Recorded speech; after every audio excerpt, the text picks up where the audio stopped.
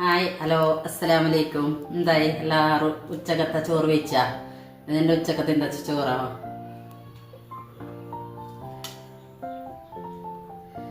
ചോറ് നല്ല ചീര, ചോന്ന ചീര വറവ്,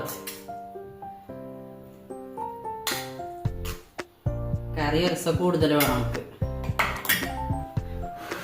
ഇത് വെണ്ടക്കായും മുളകിട്ട മൈതന്നെ,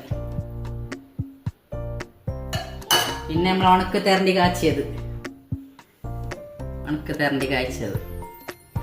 ജെസ്സിയല്ല കായ്ച്ചത്, പിന്നെ നാടൻ മാങ്ങാന്റെ അച്ചാർ.